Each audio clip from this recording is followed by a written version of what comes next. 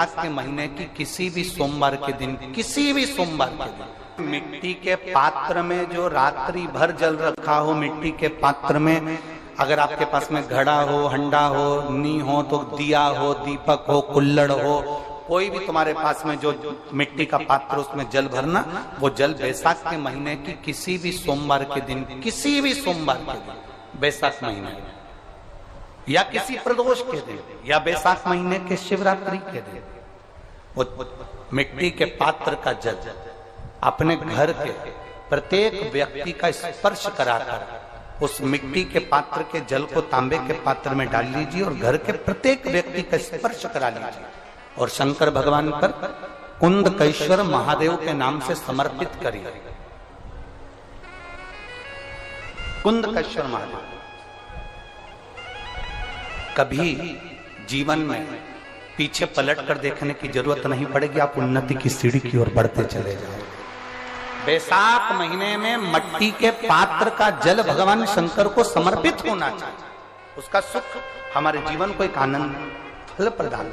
बैसाख के महीने में सोमवार के दिन कि आपका कोई काम अटक रहा है, कोई काम नहीं हो रहा, बहुत परेशान हो गए, बहुत थक गए, उस काम के लिए सबके हाथ भी जोड़ लिए, सबके पास होकर आ गए और वो काम बढ़ ही नहीं रहा, तो निवेदन करते हैं घी के दिए में काली तिल डालकर सोमवार के दिन शंकर जी के मंदिर के सामने तुम रुका जी का नाम लेकर दिया लगाकर जिस काम को तुमने दुनिया के आगे कहकर देख लिया, कर देख लिया, नहीं हुआ, उस कार्य को एक बार दिया लगाकर निवेदन कर फिर जाकर देखना, काम आगे बढ़कर ही रहेगा, छूटेगा नहीं। ये सोमवार के दिन अगर जल के पात्र में लाल चंदन को घोलकर अगर शिव को समर्पित कर दिया जाए, केवल 5 सोमवार कर देखिए,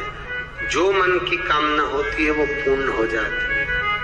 लाल चंदन केवल अगर जल के पात्र में अगर घोला जाए और जल के पात्र में घोलकर जल को लाल चंदन मिलाकर अगर शिव को समर्पित करा तो शंकर भगवान राजी हो जाते हैं, प्रसन्न हो जाते हैं। शिव को चाहिए क्या? केवल एक जल, 3 बार ताली बजा दो तो भी भोलेनाथ राजी हो जाते हैं। जिसके यहाँ लक्ष्मी नहीं टिकती, जिसके यहाँ संपदा नहीं बढ़ती, जिसका व्यापार नहीं चलता, जिसके सर्विस नौकरी सही नहीं हो रही, उसको सोमवार के दिन अगर बेलपत्री के पेड़ के नीचे जो दिया लगाता है, उसके घर में कभी संपदा की कमी नहीं आती। साहब महत्तम में ये वर्णन किया कि एक बेलपत्र का वृक्ष हो या पीपल का वृक्ष हो या तुलसी का पौधा हो या आंवले का वृक्ष हो या बट वृक्ष हो, उस वृक्ष के नीचे बैसाख के महीने में जो जल समर्पित करा जाता है, उस जल की पुण्याई इतनी प्रबल हो जाती है कि व्यक्ति के जीवन में जितना पाप कर्म करा होता है वो सब निष्फल हो जाता है, वो सब समाप्त हो जाता है। 7 महीने में पार्थिव शिवलिंग के निर्माण का, और उसमें एक बात कही गई कि जब संसार का मनुष्य मृत्यु लोक में रहने वाला मानव, मृत्यु लोक में रहने वाला मनुष्य मिट्टी के शिवलिंग का निर्माण करता है, पार्थिव शिवलिंग का निर्माण करता है, और जिस घर में पार्थिव शिवलिंग का निर्माण होकर उसकी पूजन होती है, घर का सदस्य उस पर अगर एक बूंद जल समर्पित कर देता है तो जितने घर के सदस्य होते हैं उस पार्थिव शिवलिंग के निर्माण को करने वाले होते हैं, पूजन करने वाले होते हैं, उनको 6 महीने तक किसी बड़ी बाधाओं को झेलना नहीं पड़ता, वो दुख अपने आप कट जाता है।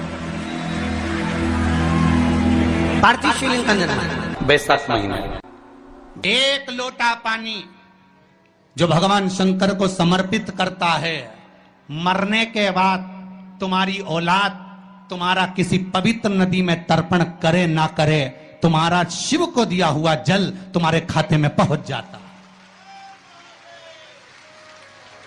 आपने जो शंकर भगवान को 1 लोटा जल दिया है, शिव जी को 1 लोटा पानी चढ़ाया, शंकर भगवान को 1 लोटा जल समर्पित करा है, शंकर भगवान को 1 लोटा जल अगर आपने दिया है तो वो आपके खाते में पहुंचेगा जरूर, ये निश्चित है, पक्का है। भक्ति के अनुसार, शंकर भगवान के अनुमोदन के अनुसार, पहले भी कथा में कहा, आज फिर कह रहे हैं, आप जब शंकर भगवान को 1 लोटा जल समर्पित करते हो तो वो 33 कौटि देवताओं के हिस्से में चले जाता है। 1 भाग पितरों के हिस्से में चले जाता है, 1 भाग आहूतों के हिस्से में चले जाता है, 1 भाग वाचुकों के हिस्से में चले जाता है। आपने जो भगवान को दिया वो धीरे धीरे धीरे धीरे धीरे धीरे धीरे बढ़ता चले जाता है, भगवान के धामों में पहुंचता चले जाता है। जिन जिन को आपने नहीं भी दिया, शंकर भगवान पे चढ़ा हुआ जल उन तक भी पहुंच जाता है। ये केवल आपकी निर्मल और आनंदित भक्ति के बल पर पहुंचता है, भक्ति के बल। बेल का जो फल होता है, बेलपत्री का फल, उसका जैसे गुर्दा, उसके अंदर का जो भाग होता है बेल का, वो गुर्दा।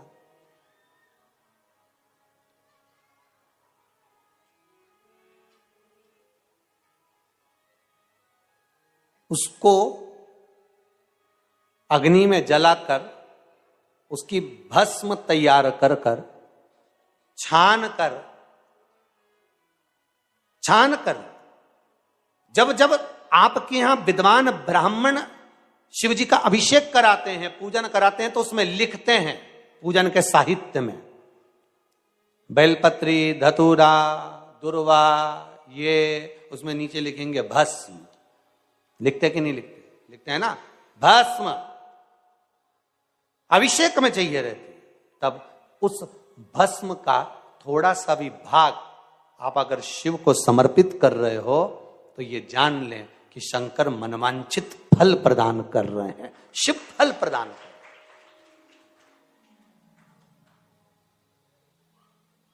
महाराज,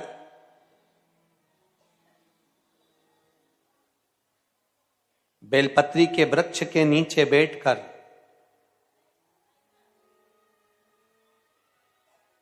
हाथ में 1 बेलपत्र का पत्ता रखकर आप पंचाक्षर मंत्र नमः शिवाय, ओम नमः शिवाय या श्री शिवाय नमस्तुभ्यम या महामृत्युंजय मंत्र का स्मरण कर रहे हो, पर डंडी का भाग अपनी ओर, बेलपत्र की बीच वाली पत्ती का भाग बीच वाली उंगली की ओर रखकर अगर आप स्मरण कर रहे हैं और अपनी कामना कर कर बेलपत्री के वृक्ष के नीचे बैठकर उस पत्ते को सम्मुख रखकर बाबा से विनय कर कर एकांत में उस बेलपत्री के वृक्ष की छांव में, बेलपत्री के वृक्ष की छांव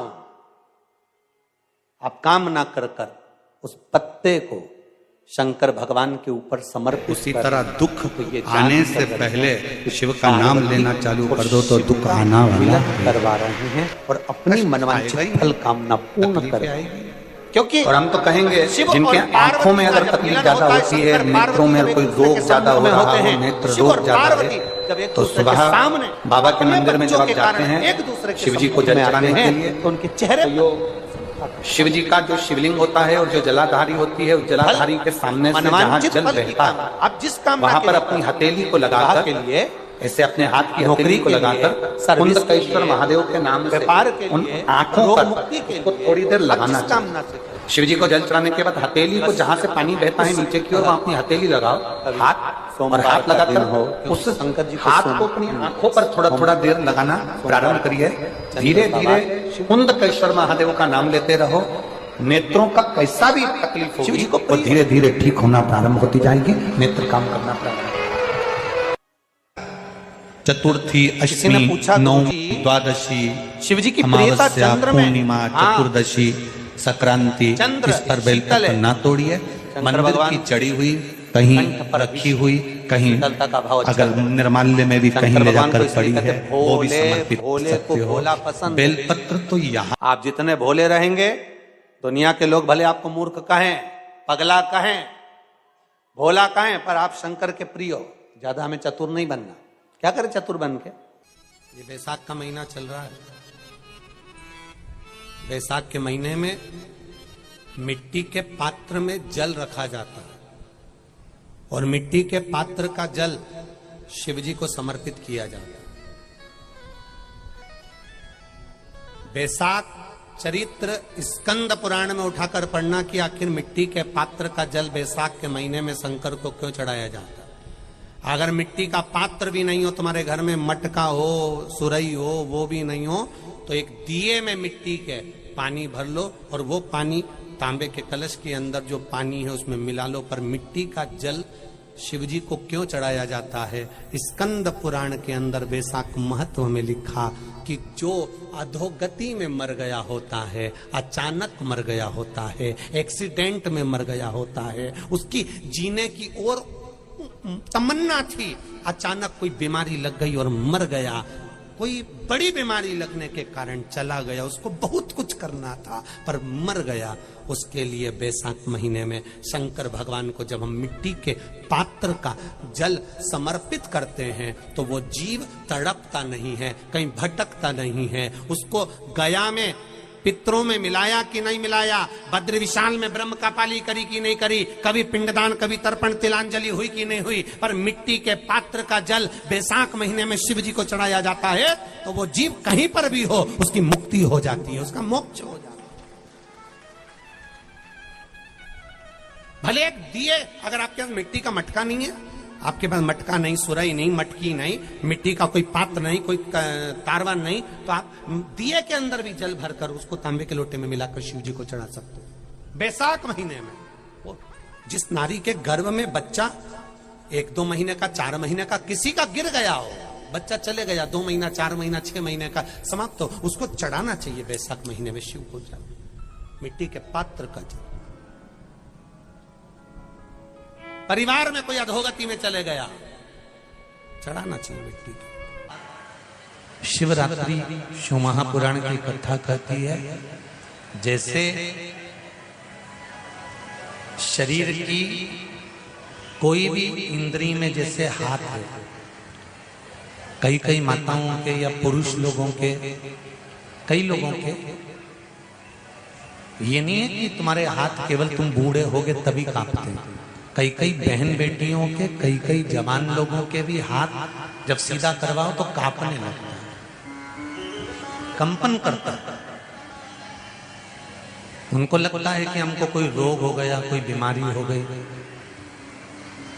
डॉक्टर को भी दिखाते हैं कि ये हमारा हाथ कांपता बहुत है, कंपन बहुत करता है। उसका एक उपाय अग्नि पुराण में से आप निकाल कर सकते हो। जिनके भी हाथ कांपते हो, चाहे वो युवान बेटा बेटी हो, चाहे वो वृद्ध हो, जिनके भी हाथ कांपते हो,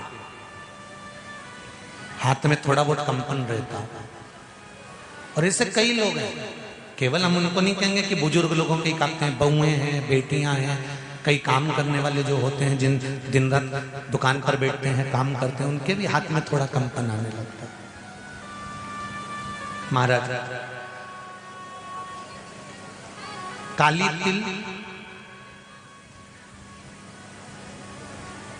शंकर भगवान को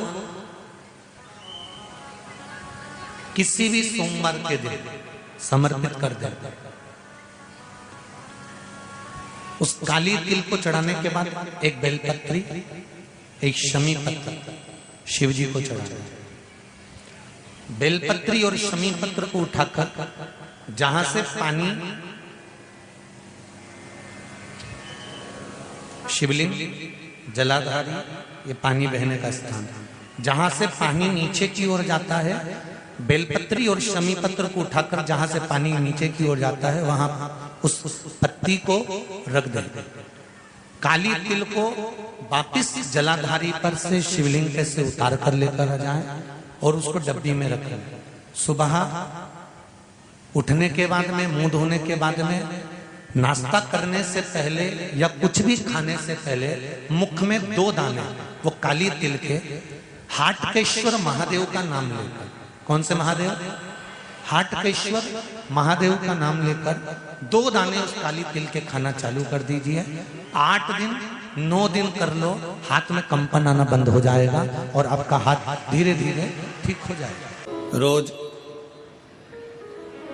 शंकर के मंदिर में प्रतिदिन जाने वाले को और एक और चीज अपने स्मरण में रहे, अगर शिव के मंदिर नहीं जा सकते तो अपने घर में जो शिवलिंग है उस पर जल चढ़ाओ।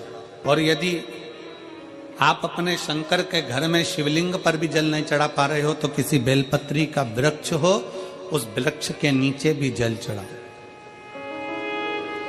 और कभी मौका मिल जाए, कभी भगवान शंकर की बड़ी करुणा हो जाए, भगवान शंकर की बड़ी उदारता हो जाए, भगवान शंकर की बड़ी कृपा हो जाए, बड़ी कृपा हो जाए, भगवान शंकर जिस दिन तुम्हारे ऊपर बहुत बड़ी कृपा कर दे, किसी सोमवार को 3 नियम बना लो। जिस दिन मेरा भोले बाबा तुम पर कृपा कर दे उस दिन सोमवार का एक नियम बनाओ कि महीने का एक सोमवार मुझे ऐसा करना है, 3 नियम धारण करना है महीने के सोमवार को। पहला, सुबेरे जाकर शंकर भगवान को 1 लोटा जल चढ़ाना है। दूसरा, दोपहर के समय पर जाकर मुझे बेलपत्री के वृक्ष के नीचे एक चावल का दाना रखकर बेलपत्री की 7, 11, 21, 108, 51 जितनी परिक्रमा आप लगा सकते हो वो लगाना है। और तीसरा, बेलपत्री के वृक्ष के नीचे और शंकर के मंदिर के दरवाजे पर मुझे एक घी का दीपक लगाना है। बस ये 3 नियम जिसने महीने में एक बार ले लिया, समझ लो उसको पीछे हटने की जरूरत ही नहीं, वो आगे ही बढ़ेगा।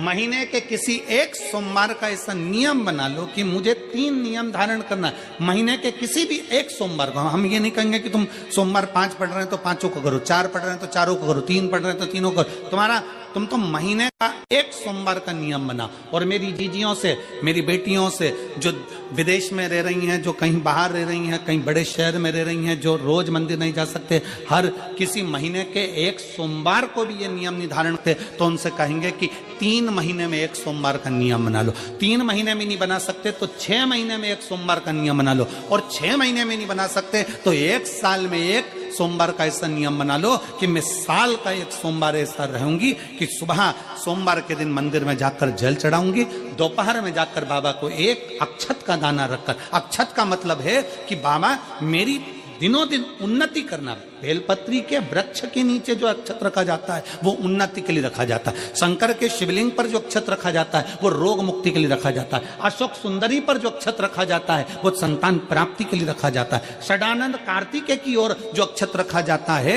वह हमारे बच्चों की सुख समृद्धि के लिए रखा जाता है। विनायक की ओर, गणेश जी की ओर जो अक्षत रखा जाता है वो हमारे घर में कोई मंगल कार्य आ जाए उसके लिए रखा जाता है। और जो पीठिका होती है जिसपे शिवलिंग रखा होता है, पार्वती जी का हस्तकमल, उस पर अक्षत रखा जाता है तो नारी के अखंड सौभाग्य के लिए रखा जाता है। अक्षत रखने का भी तरीका है। एक चावल का दाना कहां रखा जाता है, क्यों रखा जाता है, कैसे रखा। अब कई लोग कहते हैं गुरुजी ये शिव महापुराण में आप ये नियम बताते हो, तरीका बताते हो। हम तो उनसे कहेंगे डॉक्टर के पास जाओगे तो डॉक्टर भी गोली लिखकर ये नहीं कह देगा कि ये सारी गोली एक साथ खा जाओ। डॉक्टर भी कहेगा ये गोली सुबह खाना है, ये गोली शाम को खाना है, ये गोली दोपहर में खाना, ये गोली भूखे रहकर खाना। बोलो सही है कि गलत है? ये रात्रि को खाना खाने के बाद खा लेना, ये खाना खाने के पहले, ये नाश्ते के पहले। और सुनो, ये दवाई, ये वाली पीछे वाली जो दवाई लो ना इसको दूध से लेना, ये वाली जो दवाई लो ना इसको पानी से लेना। और सुनो, ये डब्बी है इसको पानी में मिलाकर फिर पीना। दवाई लेने का भी तरीका है, उसी तरह शिव महापुराण में एक एक अक्षत का भी तरीका है और एक एक बेलपत्री का भी तरीका है। अब मान लो कई लोग कहते हैं गुरुजी आप ये तरीका बताते हो शिव पुराण के माध्यम से, कई लोगों के मन में संशय जागता है, तो अगर हम एक साथ चावल चढ़ा दे तो उसका क्या तरीका है? तो हमारा निवेदन है डॉक्टर जो दवाई ले एक ही बार में निपटा जाए, एक ही बार में खा ले। दवाई एक बार में पूरी खा गए असर नहीं करेगी, इसमें डॉक्टर का कोई दोष नहीं है। उसने तो बताया था ऐसे लेना, ऐसे लेना। और तुमने, मैं डॉक्टर साहब ने पूछा दवाई पूरी ली, शाम की दवाई भूल गई थी, सवेरे की दवाई भूल गई थी, ये दवाई भूल गई थी। डॉक्टर कहेगा हमने तो नियम बताया था, तुमने नहीं खाई तो असर कहां से करेगी? तुम असर कब करती है? जब हम पूजन के तरीके को जान जाएं, जब हम अर्चना के तरीके को जाएं। आप साल भर का एक सोमवार निकाल लो, 6 महीने का एक सोमवार निकाल लो, 3 महीने का एक सोमवार निकाल लो, महीने का एक सोमवार निकाल लो। अपने से दिल में बन जाए तो एक सोमवार ऐसा निकालो जिसके 3 नियम धारण हो। पहला, उसी सोमवार जिसको कर रहे हो उस दिन सुबह जल चढ़ाना, दूसरे दोपहर के समय पर जाकर बेलपत्री के वृक्ष के नीचे एक चावल का दाना रखना और परिक्रमा बेलपत्र की जितनी तुमसे बन जाए, जितनी तुम्हारे शरीर की कैपेसिटी हो, जितना तुम्हारा शरीर चलते बन जाए।